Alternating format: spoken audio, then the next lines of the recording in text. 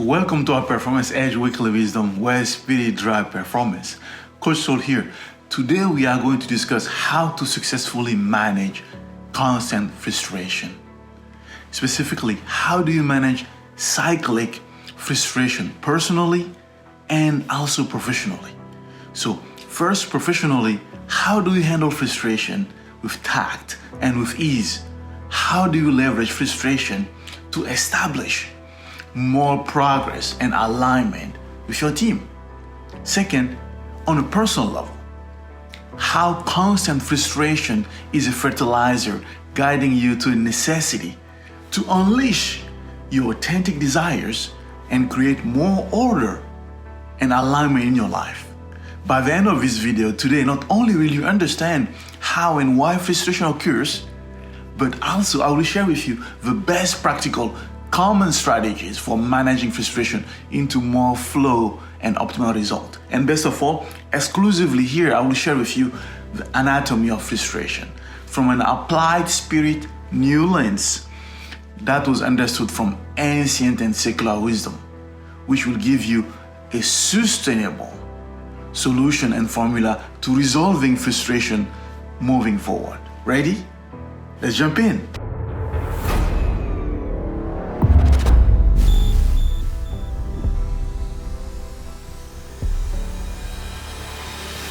So yes, in today's volatile and uncertain and complex and ambiguous world, the VUCA world, the past couple of years have surfaced frustration factors for people, both professionally and personally.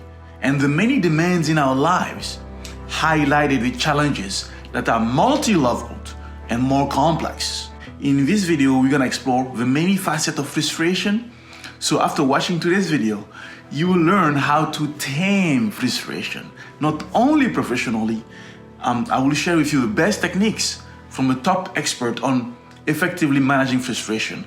Also, most importantly, in today's video, you will understand the anatomy of frustration and why it is a signpost for more alignment and stability in your life. I will introduce you to a totally new understanding of frustration from an applied spirit lens, which will help you transform any cyclic frustration you will encounter moving forward, whether it's at work or in your personal life.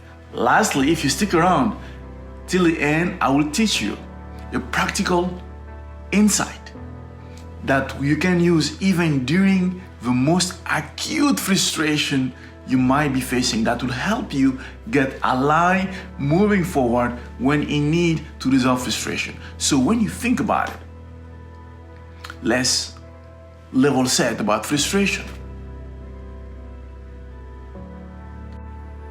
So if we're to level set frustration, so frustration happens when you perceive that the results and the reality you are experiencing and you are getting are not up to par against the potential, which can be expectations or goals as well, of what you believe is possible and doable.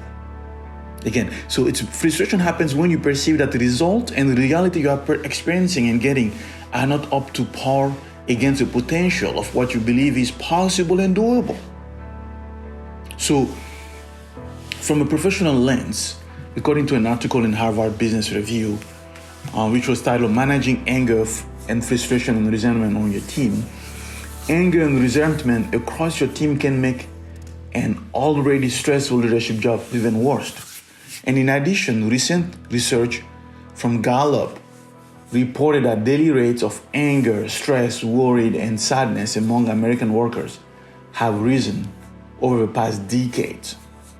So, but how you respond to your frustrations is critical to ensuring negative emotion, and that will limit your effectiveness. So the author of this article offered 4 recommendations, which we're gonna dive deeper. But basically, high level, first one is balance your emotions before reacting to your team's frustrations, right? Second, recommendations, lean into the anger with an intent to learn. And third, redesign the team goals together as a team.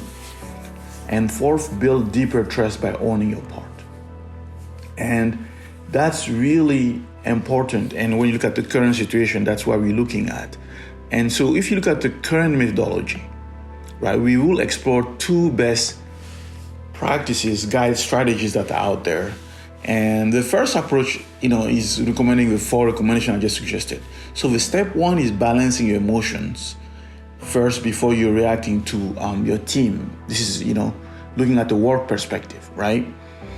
And so why is that important and relevant? Because instinctive reactions are usually either dismissing, either deflecting, or defending against frustration and anger. And those instinctive reactions are highly ineffective in leadership. So make sure to resist the initial urge to add your judgment and excuses to this data, right? Because that will allow you to respond with a much more effective strategy to our resolution.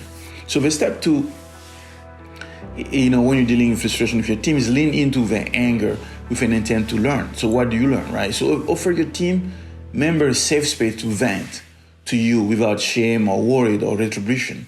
And then you encourage them to partner with you to explore new solutions that benefit everyone, right? And then the step 3 is redesign your team goals together.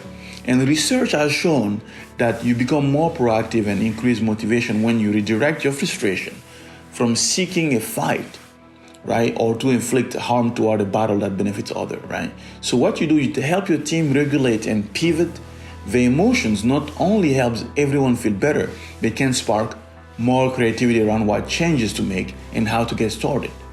So what that does is, by designing goal and expectation in a particular way, you can leverage your team anger and frustration to more stamina and grit in their performance. Because one study has shown that when people have set goals to improve, involves striving to attain success in a task instead of one that avoids failure, that can lead to greater persistence and engagement. So by co-creating objectives with your team, you kind of helping them expand their capacity and set them up for success. So you can transform frustration from a negative emotion to a positive and productive one. And the last step in the 4 recommendation is build deeper trust by owning your part, right? And that's really that. So when you own your part, if whatever mistake you've done, own it so your team can feel that, right? So now the second best strategy is really a 6 clarifying question that are shortcut to help you quickly navigate frustration. So it's really, according to another Harvard article, Harvard Business Review, it's really helping you ask 6 clarifying questions that helps you really handle frustration quickly. The first question is very simple, is have I been clear about expected work outcomes, right? Have I been clear about what I was expecting from my team? So reflect on how effectively you've shared your expectation with the team when it comes to roles, when it comes to deliverables, when it comes to support, when it comes to results. The second clarifying question is, are my expectations reasonable?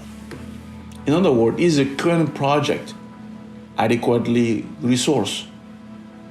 Maybe is it a stretch assignment?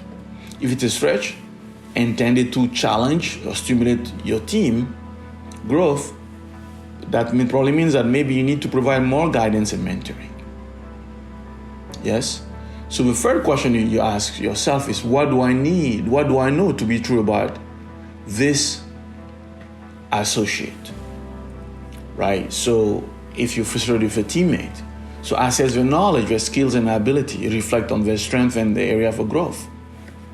And so maybe you need to review the allocation and allocate. The fourth question is, am I managing to results? Right? Because successful leaders and managers focus on outcome, not how or when the work gets done. Because we all, possess unique working style and preferences. And the fifth question is, am I holding everyone to the same standard? The reality is that despite our best intentions, unconscious bias can cause us to favor some people over others.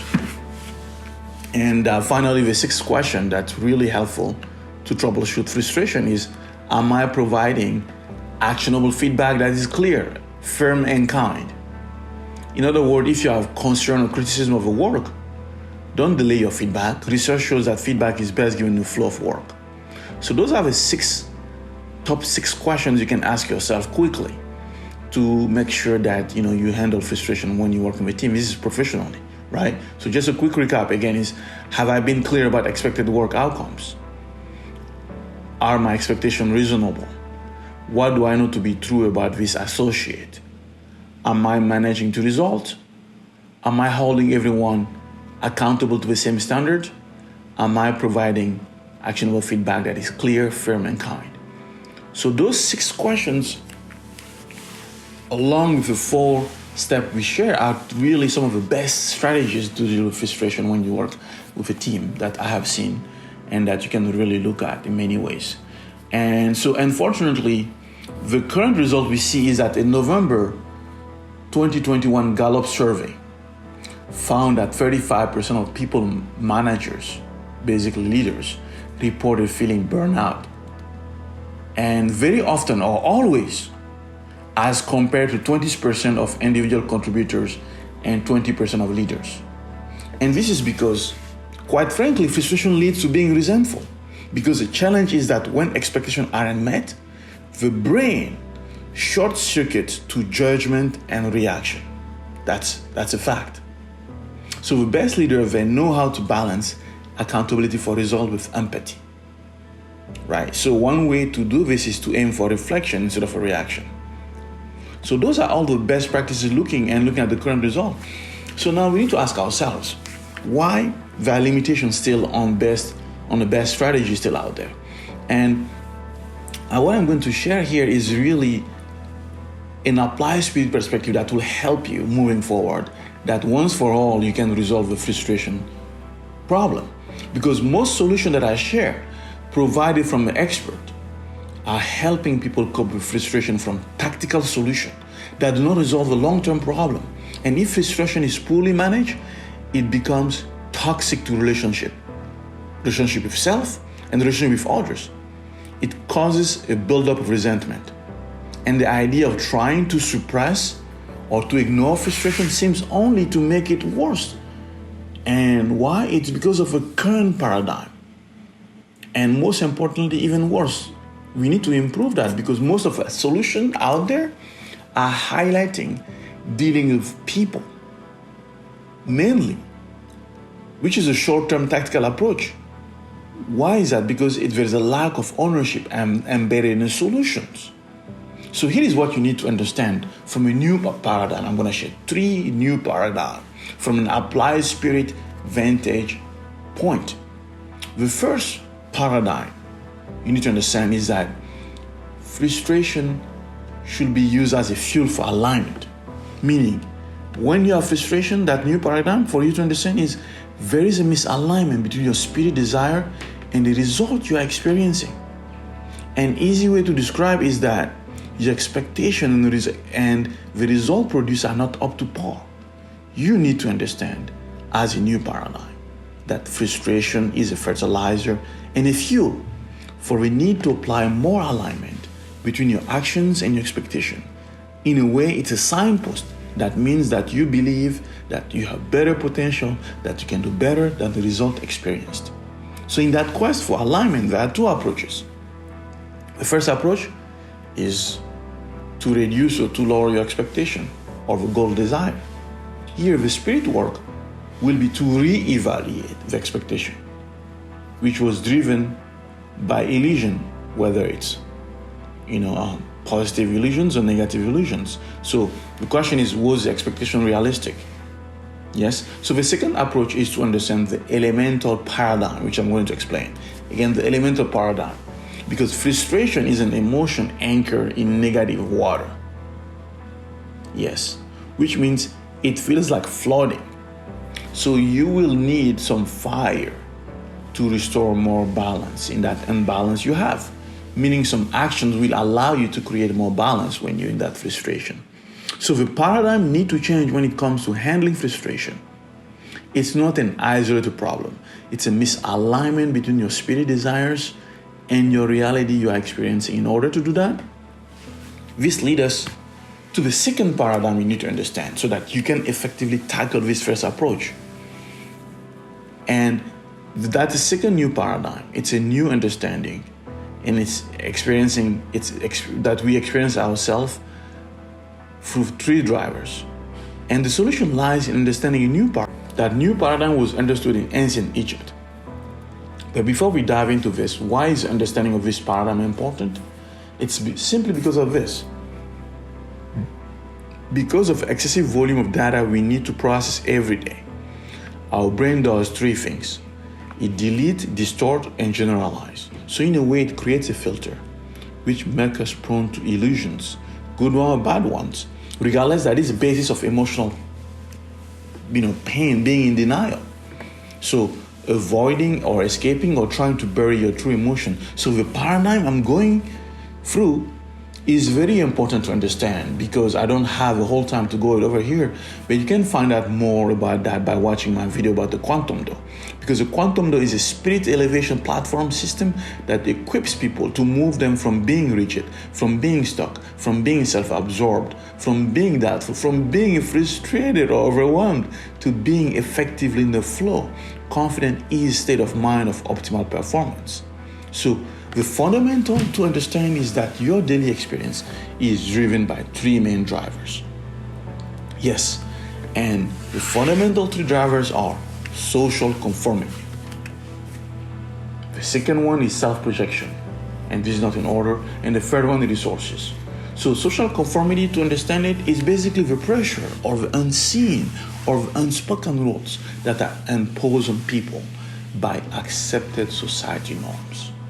And let's face it, as you can imagine, with social media nowadays and a 24 hours news cycle, that conforming is elevated to critical levels.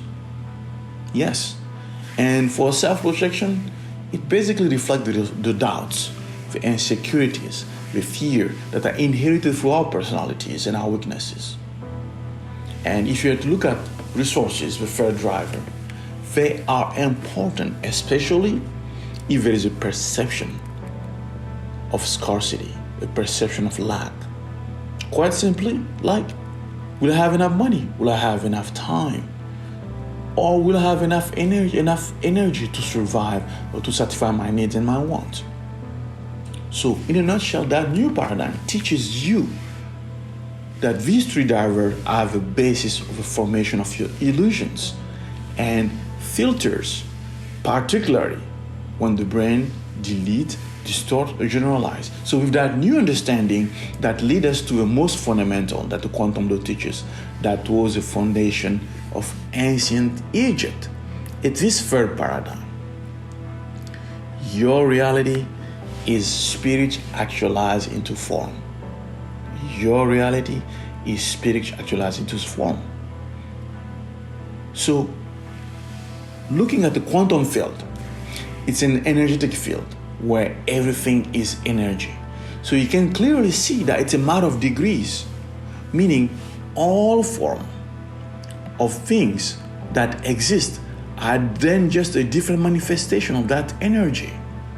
Or you could say they are different form of the energy. And guess what? The animating energy that carries the breath and life's power is one and only one thing: your spirit. Meaning, your experience is a result and the form of your desires. The visible is a form of invisible. Meaning, specifically, why that matter here to you here? Why that matters is clearly what appears as a frustration is in fact a misalignment from your authentic spirit desires to versus the reality you're experiencing. So the frustration you experience is a reflection of the gap between your authentic desires versus the reality you're experiencing. And so, it is a good news. It's a wake-up call. You need to handle it now. Bad news is if you don't, it will keep elevating and turn into a louder crisis. Resentment, burnout, and so on and so forth. So which leads us to the next part. So yes, now you understand the new paradigm, right? So what do you do instead? And here is where it applies spirit at work. So you need to understand this. So why is frustration occurring?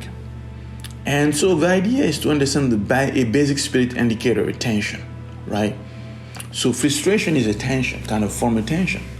And tension occurs when the illusions that you have from the drivers we mentioned versus your authentic desire. Why? Because you are not able to see your true reflection coming from your spirit desire because of illusions that are on your way.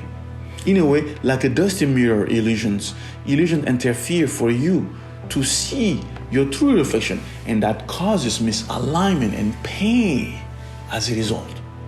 So spirit reflections are designed to identify the driving elemental, which was seeking expression. In nature and in the cosmic order, feminine energy and polarity is what start and ignite motion in this plane, physical plane. So look at the electron, for example, meaning an elemental that trait seeking expression is always manifested via its absence, or a negative trait in this case. Right? So as an example, in order to experience courage, you will need to face your fears. In order to experience speed, you need to know what is slow. You need a reference. So the goal of reflection is to discern which negative trait was at play and what it was seeking to experience. That what was its initial desire. To find that out, one must go through identifying the pain, then discerning the illusions, then the fears, which will lead you to identify the illusion on why you did what you did by looking at the data. As you see the illusion at work, you are able to reconstruct using attention and see what your desire was. And that's a process of evolution. Don't have too much time here to go here, but I have designed a course called Radiant Soul that can go further than that, and that's make it really affordable for people. But that's how you are a co-creator. Yes? So now, in that stage of understanding, let's look at the second step when you ask yourself, why am I frustrated? Why am I frustrated? It's because there is an expectation of what I want, because there is an expectation of the value you want, because there is an expectation of an image of what you are supposed to have, what you are supposed to have happened. So the key secret is to realize that behind that expectation is corresponding an identity, an image. And the spirit work is for you to see whether or not that image, that identity, that value needs to be outgrown, or if you need to change the magnitude of your fire. Meaning, do you need to change the magnitude of your procedure? Do you need to change your approach? So the spirit work is threefold, and pay attention here. One, to uncover that consciousness level. And should you evolve from that consciousness level, what that means is you should review that image, you should review that expectation through the three drivers I talked about earlier. Second, should you change your expectation, how authentic the goal of the expectation was. If it was authentic, it's the delay and a learning opportunity. Number three, if the desire of expectation is authentic, it means you need to change your approach. But that will mean still you need to come from an evolved new consciousness level. So now, the natural question is, how do I identify what needs to be outgrown? So here are 2 steps. Ready? How do you identify what needs to be outgrown? Write down all the expectations. That's the first step. So what were you expecting? 1, 2, 3, 4, 5, all the expectation. That's what you're expecting. The second step is to identify all the major assumptions that needed to happen in order for the expectation to happen. That were, right? And those assumptions I'm talking about, you need to make sure that the assumptions that you write here are what were in your control, but that didn't happen. Let me repeat it. The second step you need to do is to identify all the major assumptions that needed to happen, that were in your control, but that didn't happen, according to you. Here it's important to not dwell too much onto what is not in your control, right? And in that, use an adjective or an attribute of how you perceive yourself, right? And that will be the hidden assumption, right? In other words, if something was in your control, but it didn't happen, that's what you need to capture. So that in doing that, you will be able to see the gap. So, and that's where you can see what was absent from the you that acted versus the ideal you. right? So are you able, if you're not able to see, let me repeat this. What was absent from you that was acted versus the ideal you? So for example, let's say you are a sales manager. For example, if you're supposed to make $100,000 this quarter, and you came short, let's say $1,000, right? So was that miss from $1,000? Was, for example, that miss, was it due to a lack of diligence? So you will say, what was missing was a diligent leader. That's why we missed that 1K, because I wasn't diligent, right? So are you able to see that gap, right? So maybe you thought you were diligent and the results show that you were hasty or negligent. So here you can see the illusion that drove your action. So when you see the illusion driving your behavior, you can decide either to change the threshold. Maybe the 100K wasn't realistic. I'm just taking an extreme case here. And you can see it was driven from the illusion deriving from the 3 drivers. Maybe your neighbor, someone did 100K, maybe it wasn't realistic. It can be 1 million, can be 1 billion, right? So the other thing you can work for is, or change your new consciousness. I need to stop being negligent, right? It can be, I need to stop being negligent, and I need to outgrow that all consciousness and develop being diligent. In that, you are handling the issues of frustration at its core. Can you see that? Hope you can see it. If not, please just rewind again, right? Now, since you stick to the end, I'm going to share with you a bonus tip. The bonus tip is what? Is track what you felt was not in your control. Again, the bonus tip is track what you felt was not in your control. And here I want to really bring that up, because all the solution I've seen is people talk about frustration against someone. So here is a bonus trick.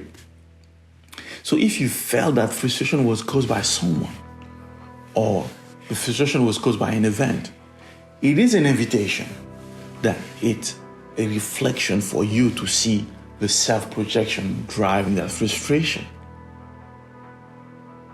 Yes, so what is that person, what is that event revealing to the irritation, to the anger and the frustration you are feeling? So you can dig deeper into a self-projection driver right here. And that's what you can see, because people are there to be a reflection of what our consciousness is. And as I always share, what bothers us with people is what we want from them. Again, what bothers us with people is what we want from them. So that's really important there. So whatever fears, whatever illusions, and whatever emotion you have around this frustration, as you can see, by doing that, that's a bonus tip that will allow you to really upgrade yourself. So there is so much more I want to add, really, but I want to make sure that it's not too much. So really, I want to invite you, if you want to know more and continue this conversation with me, please sign up to our brand new community, Free Souls, and you will get access to more tips. You get access to relevant answers to your real problems. And the link is in my comment below. And also, if you haven't heard, if you have any issue you want me to talk about directly, you can submit that in the comments below, or you can request specific video topics by logging onto www.thequantumdo.com/videos. Again, www.thequantumdo.com/video. Before I leave you today, I really think it's important that we really look at frustration, even though it can feel benign, but when in fact it can escalate into a downward spiral in performance and deterioration in our relationship with ourselves, in our relationship with people that we care about and people we need. If it is not handled properly at root causes, and if it's not handled with higher awareness. Because our natural instinct is to feel angry when we feel frustrated, which can lead to further resentment, which can lead to burnout and overwhelmed and other negative emotion. So thinking that by using tactical shortcut to resolve constant frustration is a short-sighted approach, when in fact it is a sign signpost that we need to evolve our consciousness and use it as a fuel and a fertilizer to upgrade ourselves. Because even the deepest chronic frustrations are in fact a gift for our greater evolution. When we are frustrated, we are simply perceiving that we are not performing up to the part, to our potential. Meaning it's all about understanding that there is a misalignment between our authentic desire and our reality that we are experiencing, which means we need to explore our spiritual growth opportunity. That's why I'm here as an applied spirit and performance coach, to provide you with these different angles that have been known from ancient wisdom practices, so that you can leverage your spirit to optimize your performance. So the secret is to understand the anatomy of frustration to liberate yourself, and so that you can use every chronic frustration or cyclic frustration as a lever for your next evolution. So when you understand that, you adhere to my favorite saying: failure is a necessary prerequisite for human excellence. Till next time, live your truth. Console out.